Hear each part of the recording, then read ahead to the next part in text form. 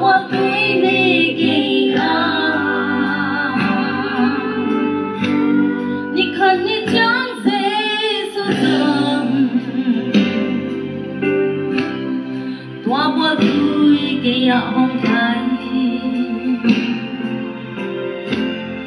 dễ su hậu biết chi nắp lô mua thắm nấu cha hồng bay yun năm na qua dễ su yên hồng tâm sập đi năm năm mang pa dễ su tâm sắp tiếng in hồng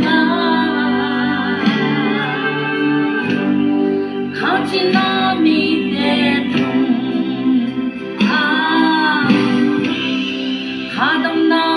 hồng ya đi tu niên sẽ xuống hồng sâm lô mua trắng lẩu cha bên sai đã buông tôi gầy mít tô khe bài tâm bị ôm bỏ tôi kia lót lát bé kín ôm toa bỏ tôi đi gầy ni khăn ni chẳng dễ su dòng tua bua vui cây hồng thái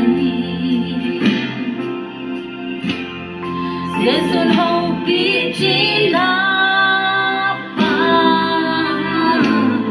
lô mua tâm lẩu cha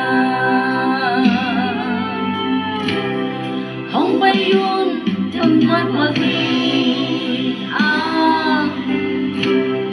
dễ su yên hồng tâm sập đi năm năm mang pa dễ su đắm sát tiếng in hồng khá chi na mi tê tung khá đâm na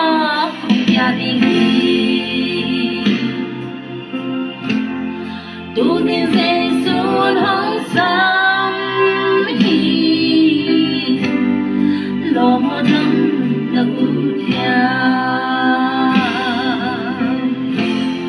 tu niên dễ xuống